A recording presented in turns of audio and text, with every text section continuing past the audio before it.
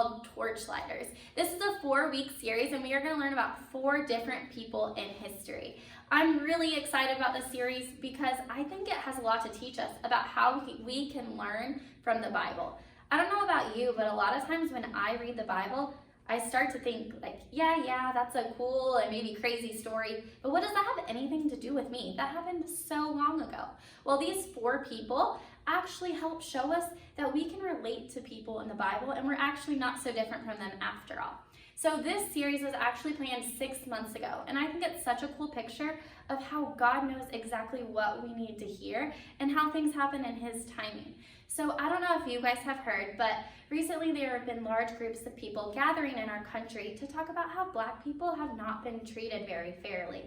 Well, our Torchlighter this week actually is very familiar with this feeling because our Torchlighter this week is Harriet Tubman. And Harriet Tubman, she was alive during the 1800s and was actually a slave during this time.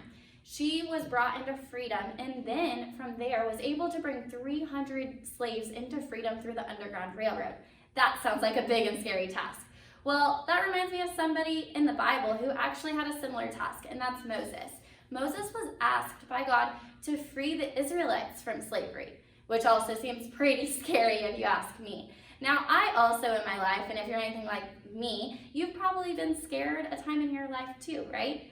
Well, the Bible actually helps us with this because the Bible tells us what to do when we are scared.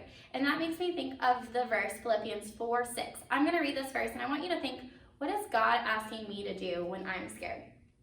So this verse says, don't worry about anything. Instead, pray about everything. Tell God what you need and thank Him for all He has done. Did you hear that? All God asks us to do is to talk to Him and to ask Him for what we need. Harriet, you'll see in the video, did this often in her life whenever she was doing the big and scary tasks of her life. Well, we can do the same thing. We can ask God for help. And the one thing I love is that we have technology now. So I was able to read this verse on my phone.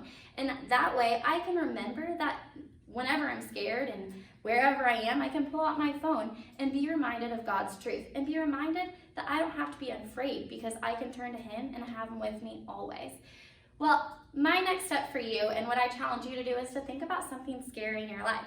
Maybe it's sharing Jesus with a friend or standing up for somebody you see being treated unfairly. God asks us to do a lot of things that are scary, and through that we can learn that we can rely on Him and trust in Him and that He will be there with us. So after we think of that scary thing, the next thing I want you to do is pray about it. I want you to pray, I want you to ask God for help in that, and then I want you to take a step forward and step into the scariness and see God work. Just like He worked in Moses' life and Harriet's life and so many people throughout the Bible, He works in our lives too each and every day.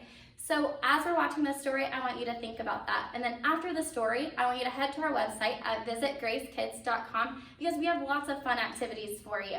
So we have a maze, we have a code breaker, and other activities for you to help learn about Harriet's life and also how we can be Torchlighters too. Thank you.